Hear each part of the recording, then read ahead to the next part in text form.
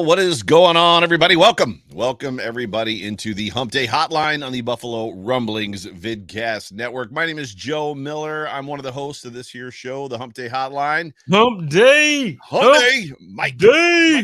And as we always like to say, hump that like. But I'm sitting here, Joe Miller, alongside my co-host, who's also on my shirt, Jay Spencer King. What's a good looking shirt right there, man?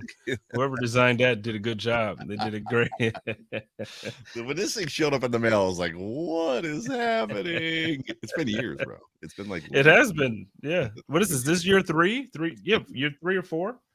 Yeah. I'm just saying, since this shirt arrived at my doorstep unannounced, I'm like, no way. This is what we should sell. As much as we try to sell merch and like stuff like that, I don't think this ever was available. I just feel like it would. I feel like it would get taken we could try it. Like we could throw it up there. I'm for it. Oh, it's so good to have everybody joining us. Welcome to everybody in the chat. Welcome to all of our post live listeners in podcast form in the Buffalo Rumblings Podcast Network. We are 2 games into preseason. We've got the last preseason game coming up. It is unofficial. Even as per Sal. I loved that little kind of go back and forth between you and Sal yesterday on your show on the Code of Conduct, where you were like, well, Josh Allen's not going to play. And he was like, are you sure? I'm like, I hope. I'm sure. So we didn't even really script that. So let's talk about that. You hope that he does not play. I kind of hope he does. Why? Because that offense was incredibly out of sync. And I don't want to rehash the game, and I don't think you do either. We have beat that thing to death. But I feel like even if it's a series, right? Hey, you know what, boys? Go out there, put a series together, kind of like, in the olden days, get down the field, kick a field goal at the very least. Just find some rhythm, find yourselves, complete some passes, right? Go 5 of 6 or 4 or 5 with 20 yards rushing when James Cook, and then get him out of the game. But just to end that it's almost like the Jets, right? So Aaron Rodgers, for those of you that have not been watching Hard Knocks, is going to play. And Robert Saleh said a good thing. He's like, I don't want September 11th to be the first time, he said, in front of the MetLife crowd. However, that's not really what he meant. What he meant was, I don't want September 11th to be the first time, like, it's for real for him, right? With the new offense, with the Jets, blah, blah, blah, blah, blah, because it could potentially, primetime lights, it could go incredibly sideways, right? It could be bad. Yep. It could be bad. So for me, it's just about jump on the field, take a series, get it done. Okay. I don't want it. I don't want it at all. Nothing about that makes me comfortable. I don't want to. So I agree with you that the offense didn't look good, and we would like to see more from it to look good. Mm-hmm. But that statement is loaded, man. And when you add context to it, Josh Allen looked fine. I had no issues with what I saw out of Josh Allen. I agree. He looked, if the Gabe Davis throw, if that's not called back, you can add probably 45 yards to Josh Allen's yardage total and another completion. There's another play that should not have been called back on like an illegal, I think it was like a block in the back or like a block to the sideline or something like that. Yeah. So there's a couple plays that, like, if they weren't called back for these penalties, Josh Allen would have had to. So no, I don't need to see Josh. I understand. Jeremy was talking about this last night on Chop Up. He was talking about how he's all for guys playing so they can get into a rhythm and how the offensive line needs to kind of get the cadence of Josh down and all that. Okay, I understand the argument for that side. It's just, for me, one of the things that we were going to talk about, and I don't know when we're going to, or if we're going to talk about it, but injuries and the way these things happen throughout the league, man. I don't want to take the chance to have Josh Allen after. We saw what he did this past weekend. There was the one play where he chose to run around for 47 seconds it's preseason, dude. Just slide, dude. Just get down. It's okay. Did you not see my take on Sunday? I went through the range of all of Bill's Mafia's like feelings. It's like, oh no, don't do that. No, don't do that. No, stop. This play can end. Go down. Just go down. Like the range of like, oh, please don't do that. To like, you can stop this play anytime. To for Chris Farley, for the love of God, just go down. Man. Yeah, I definitely don't need any of that in a preseason game whatsoever. But no, I mean it's I understand the concern. I mean, it's I can't envision a world where Josh Allen, if he goes out there and he's not running around like a crazy man, that he does get injured. There's just something to be said for being ready to go. Now, even with that, it's like, well, it's 2 weeks from the time that game, actually 16 days. Is that right? So we've got the last game on Saturday and their season openers on the 11th. Is that right? I'm gonna look at the map. Yes, season opener is the 11th. I think it's like 16 days. Opener is the 18th. Yep. So there's an aspect of like, well, we've had a whole lot of time off between the last time we went out there for a series, so maybe it doesn't make sense. Who knows, right? I don't know. Yeah. But either way, for me personally, I understand what you're saying. It's a long time away for the season. I don't want to see him. I want to see Josh Allen on the sideline with a cap on and a t-shirt or something, or a hoodie. Like, I don't know what the weather's going to be like, this weekend, but I just want to see Josh relaxed. I want to see him laughing and joking. I don't want to see anything, nothing. Yeah. So actually, John Robert brings up a good point. He says, I know Barkley had a brace on his elbow. What is Kyle Allen go the whole way? He could. I mean, he's played games in the league before where he's played full games. I don't see why he couldn't play the full game. Yeah, for sure. And then it'll be interesting, and we can talk about Kyle Allen in a minute. John Robert also commented that McGovern, Connor McGovern got hurt. So he did apparently get marginally hurt. There was the reports that I read was that he went down, they attended to him, they wrapped his leg, and then he walked off the field and was in super good spirits on the sideline after that, even though he did not return to practice. So I don't think it sounded anything too incredibly serious. Well, either way, I hate this time of year. I love it because now things are easy for us to talk about again. We have a lot of things to talk about, but I hate it because a lot of times there's just pointless injuries that important guys to teams around the league get injured for the year over, like with these just crazy happenings, like things that just don't make sense. So I hate this time of year, man. Like I absolutely hate it. I hate what happened. Who was it that got injured? It was a receiver, I believe, that just got injured. I didn't know the conversation was going to go here. I would have had it pulled up. But a receiver's probably going to be out for the year that I was looking at. A Bills receiver? No, not the Bills. I'm just saying around the league, like, these receivers, they work all summer for this opportunity. Guys go to different teams or they get these new contracts. And I just hate the injuries in general, man. I hate them. Yeah, it definitely, even when you look at like the Tommy Doyle situation, who has now been shut down for the entire season. And there's, drop foot was kind of one of the things that was talked about on Twitter, that he's got drop foot, which is effectively where you can't lift the toe of your foot. And it could be something that it's a nerve issue that could be very temporal or it could be permanent. So there's an aspect of who knows what that's going to turn into. Injuries, as far as people coming back from injuries. Did you see, and I'm going someplace with this, Von Miller, they had Von Miller in football pants and pads and a helmet and doing stuff on the sideline. What was your take on that? Because I read another take that was like, that's a really good point. What was your take on seeing that? Me, I honestly, I didn't have one. I still, I've been heavily on the side of you don't play Von Miller at the start of the season. So to me, it's just all, okay, Von is ramping up to come back. Good for him. He's superhuman. He's a little bit, he's able to heal up a little bit faster than others. But no, I don't want to see him either week one. Right. So I was excited. I was like, oh, that's got to be a good sign. Like, he's in football pants. They've got a helmet on him. He's trying to get the feel of the weight down. Not that a helmet weighs a lot. And then Thigh Doctor is on Twitter, and he's like, I don't see this as a good thing at all. Yeah. And I'm reading it. I'm like, well, why not? Like, he's immediately got my attention, and he's making amazingly solid points. He's not sprinting. He's not making hard cuts. In fact, what's that? Oh, No, Russell, go ahead. Yeah. Russell, yeah. He's not sprinting. He's not making hard cuts. In fact, he's actually doing less, despite having a helmet on and pads, than we've seen him do in the last couple weeks. And he was kind of absent for a couple weeks. So, like Thigh Doctor was kind of inferring, or straight out said, it looks like he may have had a setback. And some other people were like, that isn't what it means. You haven't seen the whole practice. And then he made another good point, which was like, if he was out there sprinting with a helmet on and like doing like crazy cuts, that's the film you would have gotten. You wouldn't have gotten him easily kind of running through things. So now I'm on the train. See, to me, I've been saying the whole time anyway, listen, I love Von Miller, and I would love to be wrong about this. But Von Miller is a liar. And he's been lying since he's become a Buffalo Bill. He's been lying. He told us OBJ was going to sign here. He told us who else? It was like 3 guys that there was a bunch. Recruited. Yeah, there was. None of those guys are here now. He's saying I think he had D-Hop as well, right? Didn't he have D-Hop was coming here? Yeah. He had who was it? Henry.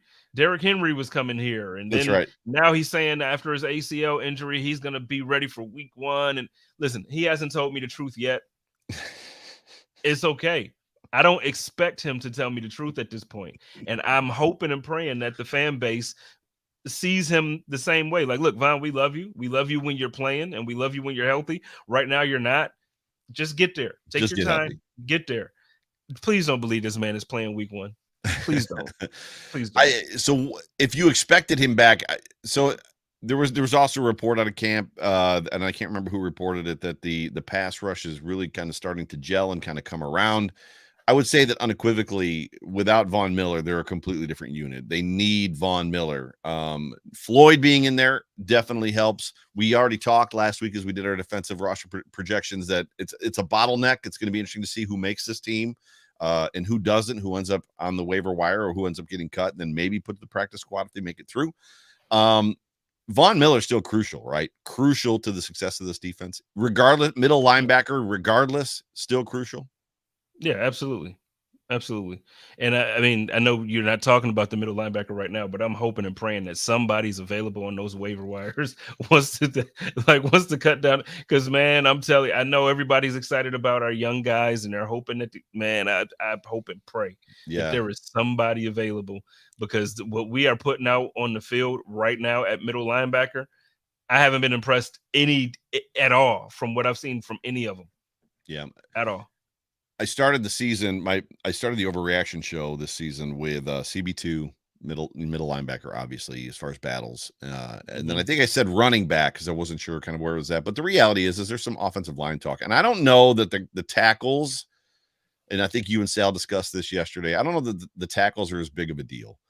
QB2 is a big deal because we, not that we want to worry about it, but we're going to find ourselves worrying about it and having conversations. And there's always the what if. Nobody is Superman. Josh Allen, as much as he has been a stalwart in the in the last 4 seasons, he did miss some time, right? In his rookie season, he missed a couple weeks, and it was a scary time. Even then, I remember thinking to myself, great, he's not a franchise quarterback yet, but he looks like he's got the ability. And if you remember back in 2018 when he got that injury in the Jacksonville game, there were people that were like, he may never be the same again. And to me, it's like, oh, that's just our freaking luck. Like, we finally think we might have a guy, and we haven't even found out if he's the guy, and he might be done. Well, obviously he wasn't. But you want to have those conversations. All that to say this: there is no greater spotlight. There's no greater point of importance, especially from what we've seen so far in the preseason, what we've seen in practices, what we've heard about in camp. Middle linebacker, your boy is missed. I hate to say I told you so. You didn't tell me. I was on board. Well, no, I mean, I'm just saying in general, not you specifically, but I hate to say I told you so, but damn it, I told you so. And you told us. And look, we can say what we want, and I know some people are like, well, the fact of the matter is we just couldn't afford him then anyway. Oh, yes, we could have. We paid Ed Oliver. What has Ed Oliver done that makes us and this is, I don't want to take shots at Ed right now. I love Ed. No. But what I'm saying is, though, Ed could have done a year on a franchise tag or some shit like that. Like, why did it have to be? We could have figured it out to pay Tremaine.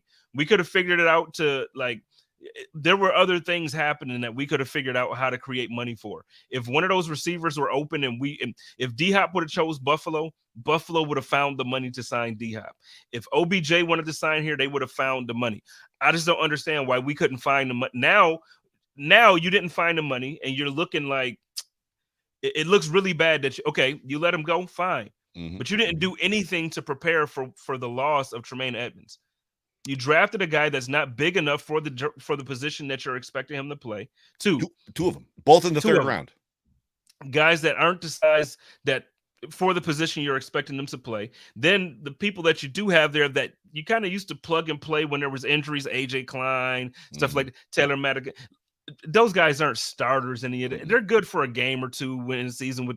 Come on, man. Y'all got to do something. I pray to God that there's somebody available on this waiver. Like after cut down day, Sal said it last night, there's something like 300 something guys available. Please let there be at least one middle linebacker that's worth the Buffalo Bills trying to sign that nobody else gets. It might be more than that. It's got to be 38 times 32. It's like 1,200.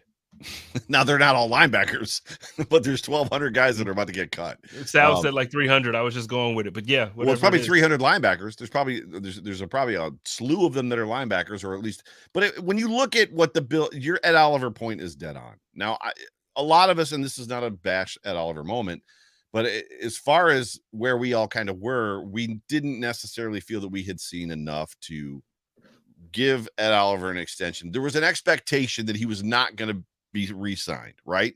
And there was a looming expectation that of all people, Tremaine Edmunds probably would. Now, when you look at the situation, which is that we are slammed, you know, Poona Ford comes here for pennies, right? You've got Tim Settle, who people are talking about possibly being cut. And there's nobody, not nobody, but there's a bag of chips, a bag of hockey pucks, and a dude that can't run around the field right now, and then Grandpa effectively at that spot. You got to wonder if they could have taken that opportunity. I put a tweet out that basically said, if this defense doesn't go well this year and the Bills have to score 35 points a week to beat all their opponents who might be scoring 35 to 40 against us, and middle linebackers, the biggest problem, remember that Brandon Beane drafted 2 undersized middle linebackers in the third round 2 years in a row. People took great offense to that. Like the amount of mentions that I had, who would you have preferred that they took? And it's like, Kaiir Elam isn't exactly working out. Like they could have taken a number of guys. Like there were free agents out there that could have possibly come here to fill that role for 1 year. The Bills have done so much to stack this defensive line. And then the quarterback of your defense leaves. The quarterback of your defense is gone. And for all intents and purposes, to John Fina's point about Levi Wallace and Dane Jackson, we don't know that Tremaine wasn't just doing what he was being asked to do. So as much as he didn't have flash plays, splash plays, and dominate like Brian Urlacher did or Luke Kuechly did, there's an opportunity or a chance that he was doing exactly what they wanted him to do, which was effectively be the glue to the defense, right? Which is kind of what he was. Now he's absent. He's not there. And we saw it. We got a huge look at it in the Vikings game. As soon as that dude came up and limped off the field, that game went sideways. Defensively, that game went sideways. To me, there's a great, oh man, what could have been or what should have been or what were we thinking? It goes right back to last year. And you've heard me talk about this 100 times, going into the season with 2 boundary wide receivers, 2. Like that's an oops. And this very well could be. Now we hope Terrell Bernard, who's coming back from his hamstring injury, is going to be the guy. We hope. Still undersized, but we hope. And then to your point, waiver wire. Who's out there? Who's going to be available? And how fast can he pick up the system? Well, they need to figure it out. I don't know who it is. I don't know who's available. But I'm even open to if there's somebody out there that you are interested in that's kind of sort of being shopped, use a draft pick. Because I tell you what, yell at me, beat me up, cancel me, whatever. As much love as we've shown Brandon Beane over the last few years, he's not exactly he's not undefeated when it comes to these draft picks. Every year, he's not just knocking them out the park. We have actual full classes that, if you look at it, he missed on a full class or two. Yeah. So at this point, I'm okay with him using a draft pick for a known commodity. We had this conversation on a chop up last night where I was saying, even when it comes to Jonathan, different position, so it's a different conversation. But what I'm saying is, if you could get Jonathan Taylor for Kaiir Elam in the 3rd round draft pick, I'd do that 10 times out of 10. Yeah, what have we gotten from our 3rd round draft picks over the last 4 or 5 years? 2 of them are on different teams. You look at Devin Singletary, he's on the Texans. You look at Zach Moss, he's out right now, but he's with the Colts. What have we done with our 3rd round draft picks? What have we done with our 2nd round draft picks?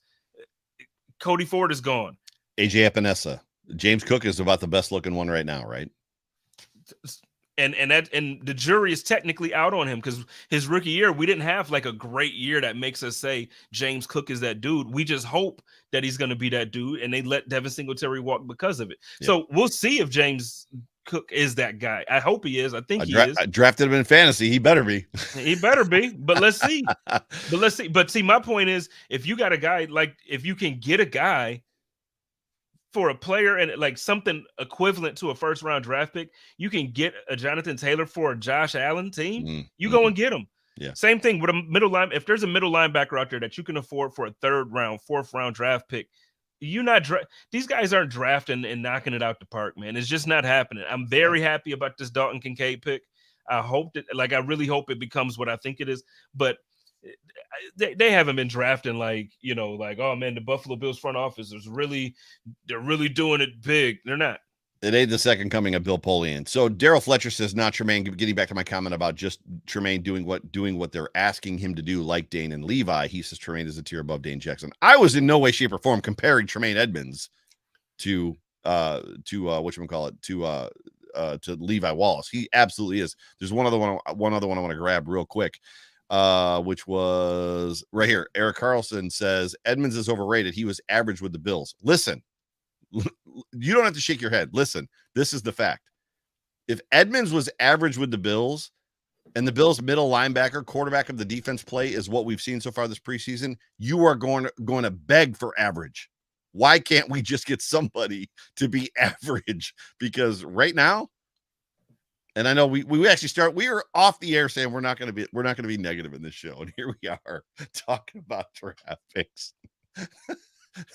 Totally sorry, and it's all my fault. I totally right. No, but how do you even? Like? And this is with all due respect. I love everybody. Y'all know I love everybody. But Eric, how do you even say this after like? How do you even come on this show and put in the comments? Led the team in tackles every year. Led the team in tackles. We saw the way the defense looked in the Vikings game after he got injured. You see the way he looked. You can. There's tangible evidence that Tremaine Edmunds made a difference on this defense, and you really can come on here with confidence, with your whole chest, like you saying it with the entirety of your chest, like the whole thing. That he's overrated and he was average with the. I can't believe it. I just can't. Anyways, let's shift off of draft picks because that's more. As much as we haven't done a whole lot of postseason stuff, this is very much a postseason conversation. Let's shift to something we did want to talk about, which was what is kind of going on in the national media. Like the national media takes have completely. It was on Pat McAfee, I believe today. Like the Bills have gone from heralded national media favorites, like these are the guys. Last year they may go undefeated, best roster in the NFL, best depth in the NFL, best quarterback in the NFL, best head coach in the NFL. To now, Sean McDermott isn't a top 10 head coach. Josh Allen is like number 8 top 100 NFL players in the league. It was reported by the Bookie Brooks, and who was the gentleman that said it? Chris Broussard. That there's no leadership in this locker room. Josh Allen is not a leader, and the funny part, like Josh Allen is not a leader, and somehow neither is Sean McDermott. There was some place I wanted to go with that, but I'm not going to. And it was funny because Pat McAfee today, and there's more, like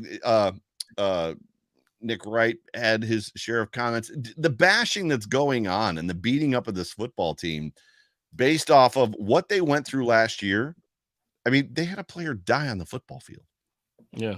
And that was almost the smallest part because it resonated some unity for them, but it was still mentally and spiritually exhausting. It's just, so Pat McAfee was talking today, like he was doing a thing where he was like chopping wood, and he's like, just like the beat downs that the Bills are taking, they're just beat down after beat down. Every time you turn around, somebody's trying to bash this football team. And AJ Hawk made a good point. Maybe this is exactly where Sean McDermott wants them. Maybe he doesn't want them being heralded, right? Maybe the Bills did read a little bit of their press last year. But where are we at with this, right? Where is this going? Well, in some regards, I feel like, we're a step back. So I don't care if you want us to not be praised as the darling or whatever. I don't care what you want the perception to be, but in reality, we need to have a type of player that can produce in these positions. Right tackle, middle linebacker. You got to produce. Those aren't positions that you can kind of just like put a Band-Aid on it and feel like things are going to work. You need production from your middle linebacker position, and you need protection from your right tackle. It just is what it is. Yeah, Daryl Fletcher says the national media only skims through notes when it comes to the Bills. We know this is true, and it's not just the Bills, it's everybody. But like Nick Wright today said, all they've done is lost things. Like they've lost their whatever, like their great left guard, Roger Saffold. And it's like, you didn't pay any attention to what that dude did on a football field this past season, because Roger Saffold was like a bust, like a gigantic bust for the Buffalo Bills. It's interesting to me, and I know that the players say that they don't listen to it, they don't read it, they don't pay attention to it. There's no way. There's no way. We know they do. We know that they listen to us, not you and me necessarily particularly, but the blurbs that they see on Twitter and on social media. You're the voice. They listen to the voice. I missed Mr. Overreaction today, in case you missed it. I've actually been Mr. Overreaction all week, but go ahead. Well, no, B Bills 88 brings up a good point here. They want to know why the national media is not talking about Chris Jones, and I've been quiet about it, but it's like Stephon Diggs is excused from practice for one day, and all hell breaks loose. Actually, it freezes over, then it breaks loose, and Chris Jones is out talking about holding out till week 8, and nobody is even blinking an eye. He's come out and publicly said, I can afford to sit out until week 8 without a problem. No, what'd you say? I said, I tweeted today, can somebody ask Stephen A. Anderson if Chris Jones is no longer feeling Kansas City?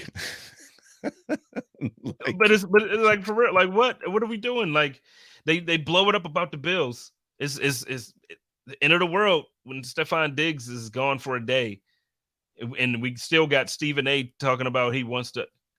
And we don't even have to talk about Stephen A. thing, but that's what happens. That's what it gets birthed out of those type of conversations. Can't stand it.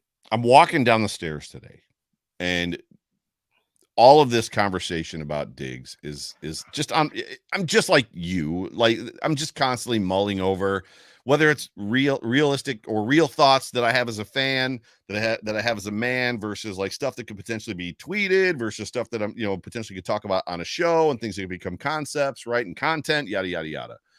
And I'm literally walking down the stairs and I'm thinking to myself, it goes back to this idea about NFL players, right? DeAndre Hopkins, I'm going to go someplace. Odell Beckham, I want to go someplace where I'm going to win. What does he do? He signs for $18 million in Baltimore. Now, I'm not saying that Baltimore's a bad football team, but Baltimore is not getting by Kansas City, the Bengals, or the Bills. It's just not happening, right? I mean, they're probably going to win the North, but they're not going to get by either of those three teams, in my opinion. I don't know, man. It's a different offense. I liked it. It's preseason. Let's see what the offense looks like when it comes time for Lamar to throw outside the numbers, because the book is the dude still can't throw outside the numbers. Same with Tua. Anyway, and they got to get past the Dolphins, and they got to get past the Jets. I mean, the list is long and distinguished. But anyways, back to Stephon Diggs. Stephon Diggs wants to win. So I'm walking down the stairs and I'm mulling this over my head. And in my head, it's like Stephon wants to win more so than he gives a crap about stats, which is 100% true. Probably more so than he cares about the money, because he's now got money and he's like going overseas and like modeling stuff and doing crazy things. And the reality is so I'm thinking to myself, how would Stephon Diggs feel if he ended up on a team, or if he's on the Bills and he ends up, pick a number. He has 45 catches on the season for 300 yards, but he wins a championship. I think Stephon Diggs is happy. Like Stephon Diggs, when it comes to wanting to win, that whole entire episode that he went through was based on, in my opinion, and I've said this on Twitter and in different places, in my opinion, it was he walked into Sean McDermott's office and he said, what's different? What is going to be different this year? Because we've tried this method, this formula, this whatever it is for the last 2 or 3 years has gotten us where we wanted to go. Something's got to be different. And I don't feel like Sean McDermott liked that in his office. And I think a heated exchange happened. McDermott did the right thing in that moment, which was, hey, why don't you go home and cool off? We'll come back and we'll revisit this tomorrow. Then he did the wrong thing in the press conference and said, I'm very concerned, right? Blew the whole thing out. Like, if he doesn't make that statement right there, there's nothing to talk about as far as Stephon Diggs goes. But at the end of the day, I watched this guy at training camp. We hear about it, the reports from the reporters. I've gone to training camp the last several years. Stephon Diggs was on another level. You've heard other people say it. Like, if he's practiced at 10, he's been practicing at 12 or 13. Like, the energy, just the drive, the passion that he's got. The dude wants to win. He is a leader, going back to Chris Broussard's points. Like, Stephon Diggs is a leader in that locker room. I'm frustrated about it. I'm with you. I think it's one of those things. It's easy because the fan base, Buffalo's small.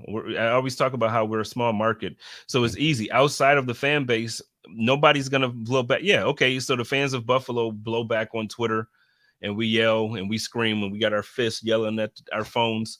But after that, nobody is more the wiser because it's a small market, so nobody's plugged in like Bills Mafia is. So right. they're gonna get their talking points, they're gonna get their views. Bills Mafia is gonna go off on them. They're gonna get their content up. It's all good. Well, Buffalo is absolutely a small market. It's one of the most passionate markets, and people know, right? If I say certain things, I'm gonna get views. It's Emmanuel Ako, whatever his name is, like flavor of the week, and he'll make his pot shots. He'll take his pot shots at Buffalo, knowing that guys like me are going to be like, you're a clown. Like, what are you paying attention to? Like, last year, that dude said Tua is the best quarterback in the NFL right now because of XYZ. And it was like, you are a fool. Like, literally, I was one of the, I bit. And that's what we do as Bills Mafia. We come to protect the guys that we love, right? And that's what, so I just wonder where it ends. Does it end? I mean, God forbid the Bills lose to the Jets week 1. If the Bills beat the Jets week 1, it'll be interesting to see how the narrative is set or reset for both of those teams. We were supposed to be right. However, if we lose to them, then it's like, the Bills are done. The Jets unseated the Bills. If the Jets beat us week 1, it's week 3. I think it was week 3 last year. Miami Dolphins Super Bowl champions. It's New York Jets week 1 Super Bowl champions. It's like they beat the Bills. That's it. They're the team. Right. So looking forward, where are you at on that game? Oh, I feel very good about week 1. Before we talk about week 1, really quickly, I just want to get this in. Bills Mafia is back. Are you ready for it? The 3rd annual Buffalo Rumblings IPA beer release party is going down September 16th, 6 p.m. to 9 p.m. at the Resurgence Brewing Company located downtown at 55 Chicago Street. I'm going to tell you what, you do not want to miss this event. Come out and hang with Joe, Sarah, and the rest of the Buffalo Rumblings crew for the Megapod. You're going to want to bring your questions and be a part of the live stream. Get involved. It's going to be live. And this year, we're also going to have our friends from Fans of Buffalo joining the party and sponsoring the fun. They're going to be in the house to provide you with all the information you need to make your away game day experience the easiest and the most smooth that you've ever had in your life. I can promise you, they do their job very well. So make sure you make it out Saturday, September 16th, 6 p.m., Resurgence Brewing Company, 55 Chicago Street. Go Bills. Go Bills. Go Bills. Let's go. I'm going to be there. You are, because you're going to be hosting it. Let's go. Gonna be there? I'll be there. I probably won't talk much, but I'll be there. So when do I get to get off the mic? When do I get to go and be like, I'm just going to hang out here and shit? You're the voice. I'm the voice. The voice has to be the one talking.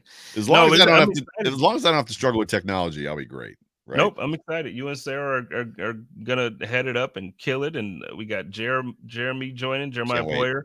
Yeah, we got Steros coming again. I think this is his second year, or is this Steros' third year doing it? Second year doing it, but he's been to a couple. I think this is his potential third. So he's been at all third of them. home opener. Third home opener, I think. Yeah, so he was at he wasn't at the first release. He was at the opener. Yeah. Yeah, because he was a part of a different network back then. Yeah. Yeah. Yeah. So, but yeah. It's gonna be a good time. Dan is trying to get me again. I will not let you put me back in the hospital for alcohol poisoning. I refuse, Dan. Back in the hospital for alcohol. This guy's a beast, man. He is a beast. If I could search my tweet or not, if I could search my texts from Dan, shots would come up more than just about anything. He has texted me shots more than anything else. That man's a monster, man. I don't know how he does it. His poor liver. He's a little bit. Yeah, I think it's hilarious. Grey Goose blocked him on Twitter. I think Grey Goose blocked him. I think that's the funniest. Do you know how hurt I would be if, like, I love Crown Royal so much. Yeah. Do you know how hurt I would be if they blocked me? That's funny, bro. That's funny. So what do we got? So we're not gonna be long for this episode, but so do you not know what happened to Sweeney? Well, I heard that obviously there was some, he kind of fell on the practice field, and had an I episode, just know is what they said. He had an episode, and I just know that he's had some complications with his heart in the past, and so without having all the details, I hesitate to really speak on things. I just know that prayers go up to Sweeney and the Giants and Sweeney's family. I'm sure he's going to be okay. I try to be positive. The news was he had an episode on the field. They tended to him, and afterwards he was alert and conversational, is what I heard. So yes, yeah. But to your point, so it's not great as far as that goes. But it's Bills East, right? I mean, the amount of Bills players that are on that Giants football team is absolutely incredible. I sent you a text, by the way. Well, I don't want to go there. You sent me a text, or no? I think I sent you an Instagram thing. I don't want to go on. I don't want to go there as far as that goes. But so what else do we have before we get up on out of here on this one? I got something. Okay, give me. I got something. Yeah. Joe Marino was talking, and Joe Marino said, "It sure looks like a fair amount of first team reps for Andy Isabella." He did say that. I sent him a message. I texted him afterwards, and I was like, "Oh," and he didn't respond to me. So I don't know what that means. Sounds like he's putting the pressure down with that tweet, and I like it. I was with Joe Marino at camp for one day, and we were just casually talking, and I said to him, I was like, I don't think Khalil Shakir makes this team. And he immediately was like, what have you seen that makes you feel like that Khalil Shakir does not have a spot on this roster? And I'm like, I'm just telling you, I just am not sure that Khalil Shakir has done enough, right? And with the message that the Bills sent, as far as like what they want and what they want other receivers, going and get Sherfield, going and get Hardy, right? And all these guys. And then Andy Isabella. All it takes is one guy showing up the way that Andy Isabella has, and it bumps a dude off the roster that you thought was a lock, right? It's kind of like the space that we're in. At the end of the day, I said this on Sunday, if Khalil Shakir makes this roster, awesome. If Andy Isabella makes this roster, awesome. All I care about is the best player makes the roster. The guy that can help the most. That's all I care about. Right? Yeah. Yeah. But I think that Andy Isabella is one of those guys that he can help the roster. He's good. And I think he's going to outperform whatever expectation is set. So, like, there's a lot of people that have expectations on him based off of his performance in Arizona. Arizona's been a horrible situation for everybody that's come out here. Like, Arizona, and I hate to say this, sorry, Bills fans, but 5, 6, 7 years ago, before Buffalo started to turn around, they used to call Buffalo like the NFL Siberia. Yep. They used to people hated coming to Buffalo unless they were getting a payday, or it was just like, you know what, I still want to play. I don't want to retire. I'll go to Buffalo, get a check, still be in the league until it's time for me to get out. That's how people viewed Buffalo. That is the situation that Arizona has been in. Right. So it's just not a good situation. Andy Isabella is a talented wide receiver, and I am the conductor on the train for Andy Isabella to be on this Buffalo Bills train. I'm all in on this train. In on it. I think Sal said yesterday on the Code of Conduct with you that Andy Isabella was on their roster, the Bills staff roster, when he was drafted by the Cardinals, right? So I think there's more than just hey, we need a camp body in here, and this guy looks kind of good. I think there's something there. And I think what gets lost is, and I'm not saying that this is exactly the same, but you've got situations, and Belichick was kind of the guy. He did it with whatchamacallit. Now my brain's not working. I can see his face when he went, and who's the dude that he got from Miami and then brought him to the Patriots and put him in the slot, and the dude ate Wes Welker, right? So he did it with Wes Welker. He went and got a guy that wasn't necessarily anybody of any importance at all in Miami, and then the dude like blew up. So we know that stuff happens. It comes down to how a player is used and the opportunities that he's quote unquote given. And I know that Bills Mafia believes or feels that Shakir wasn't given enough opportunity to kind of show what he can do. And I misspoke, by the way, for the world to know. I misspoke on my show on Sunday, and I said that Shakir was in for 70% of the snaps. So I misheard a report where they said 70% of the snaps. I did a quick research on it when I heard it, and I've been using that tagline or that line, that fact, quote unquote fact. What it was is he had 70% of the snaps in week 5. He actually did not have 70% of the snaps in 2022. He only had 20%, like just under 20%, but he had 70% in one game. But anyways, he had enough. Yeah, he had enough, right? So I did misspeak as far as just I had my head a little twisted, but yeah. Anyways, it'll be interesting to kind of see. It'll be misinformation. Nope, misinformation. I am fake news. You are fake. You are fake news. I kind of am fake news. You are fake news. It's your overreaction right there. That's what it says. Anything good in the comment sections before we get out of here? Let's see. While you're looking through the comments, we got to end one last I guess big topic. I'm going to start calling this the third down, and we're going to every week. We should add it as a segment. Yeah, we have to. Birthed out of the railroad tracks at Lime Lake, New York. We are on to the third down segment. Third down segment. I want to talk about because they're at the point now where they're going to have to punt. You know, in one conversation earlier, I said shit or get off the pot. But in football terms, it's time to punt or figure it out. What the heck is going on with San Francisco? Like they're going to trade. Like the conversation is that Sam Darnold is the backup quarterback, and they are actively listening to offers for Trey Lance. Like, are you kidding me? Are you kidding? So are you going to question? I'm not sure that Shanahan at this point is questionable, right? He's not a quarterback whisperer per se, but he's flirting with that quarterback whisperer piece. If he feels like Trey Lance can't give him what he needs, I trust him. Okay. And it actually, the as far as who they named number 2, which goes back to the 2018 draft, which is funny because, right? So, and then the Bills are going to play Baker Mayfield, your favorite, who was just assigned or who's just announced starter. When you look at what's happening in New York right now, and the fact that they feel like Zach Wilson, that like being with Aaron Rodgers has really done a lot for him. To me, I'm just not sure that Trey Lance was drafted on the idea that he was going to be the next Josh Allen, right or wrong. That's what everybody was saying. That's what everybody said. He's built like Josh. He's strong arm like Josh. He can run like everything was like Josh. He can make a Josh Allen leap like Josh. No, yeah. He can't. And he's at the point now where he's probably going to be out of the NFL, if not this year, then next year, right? I would take him as a backup. As a backup, a straight backup in front of Barkley.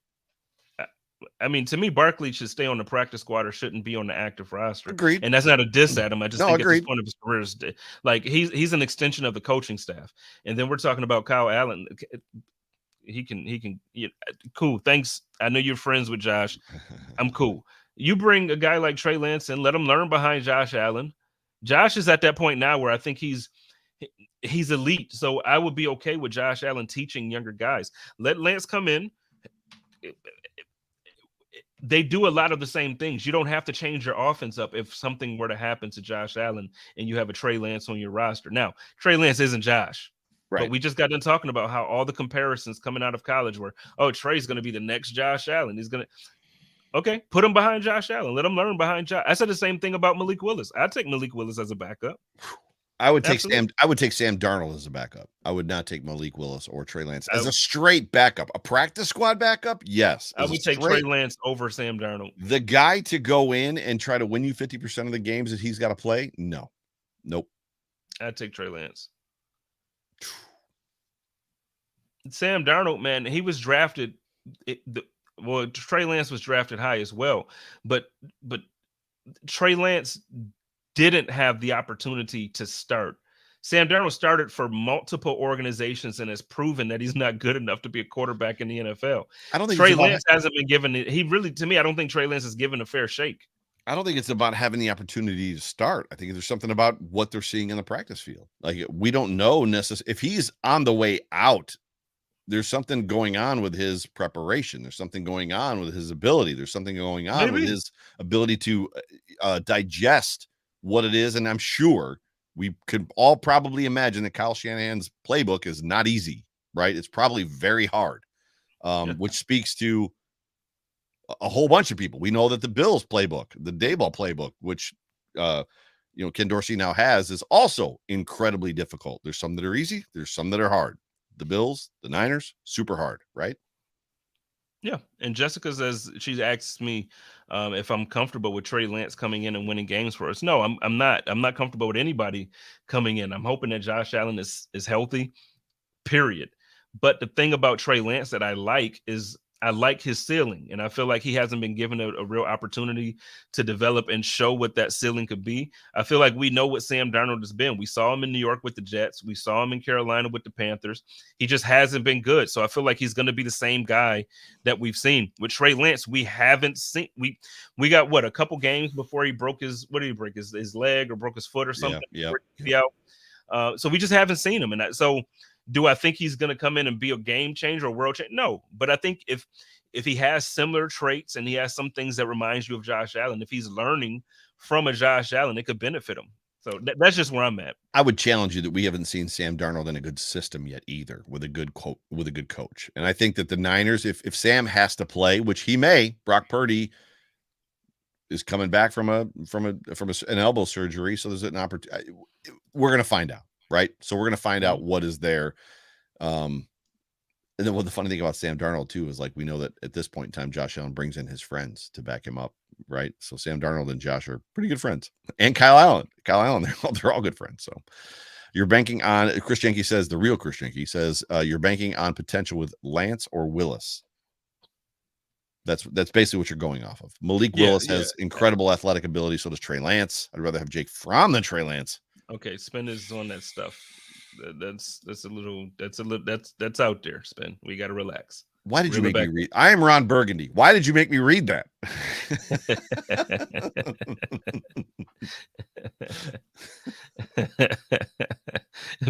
Just put anything up on the teleprompter. Joe Miller's going to read it. Hey man, you're back now, right? So everything is, so you're officially like back. I don't understand the question. No, I'm saying, so like overreaction is back consistently, off tackles back consistently, like, so Hump, so we're back every week with everything, right? Yes. I mean, we have to have conversations around this show because of my travel schedule, but so there'll be some help, right, as far as that goes, because of my work schedule. But yes, I mean, for all intents and purposes, I've had 2 good overreaction shows. We've had 2 good FINA shows, and well attended as far as that goes. And this show too is well attended, and super, super thankful to be back and rested and kind of full of juice again. Right. So I feel like I'm over that Bengals game finally, the playoff game last year. So bitter. You were so bitter. People, Joe was serious. Like, he was really bitter about this. Like, I've never seen somebody seriously need an unplug because of like one moment. That game drained him so bad. He needed to unplug so bad. I have never, and I'm old, right? But old enough to remember the Super Bowl years. However, I've been a season ticket holder. I started buying them when my grandpa couldn't go to the games. People know this since in 90 and 97 is when I started buying in. And now the tickets are officially signed over to me. So my dad is now buying in with me. So like everything's in my name at this point. We all have the same name. But anyways, as far as that goes, I have never left that stadium with a Bills loss, and I've left that stadium with a lot of Bills losses. I've never left that stadium where the crowd was in shock. You've been there. When the Bills lose a game, people are bitching, people are swearing, people are this, and quarterback that, and head coach this, and blah, blah, blah. That Cincinnati game, when that game was over, the crowd left silent. We were all just like, what just happened? What happened? What happened? Like, yep. And it affected me, and it affected a lot of us, I think. I understand. It affected me. I try to push through it, but I just, you almost, it's one of those things where it's like, you could take a loss, but like, you can't take a loss like that. Matt Byam says, then you didn't leave the stadium after Steelers backups. I was not at that game. I was not. I was not at that game. So, good old malarkey. Mm-hmm. Oh, we ready to get out of here? Let's get it. Ladies and gentlemen, you have been tuned into the overreaction, the Hump Day Hotline, the Buffalo Rumblings Vidcast Network. My name is Joe Miller. You can find me on Twitter at Joe Miller Wired. That over there is my co-host, Jay Spence the King. Yes, sir. And you can find me on Twitter and all that stuff at Jay Spence the King. And y'all know how we do it over here. Y'all love each other, take care of each other, and live in peace. And as always, stay positive, test negative. Go Bills. Go Bills, and tune into Line to Gain coming up right now.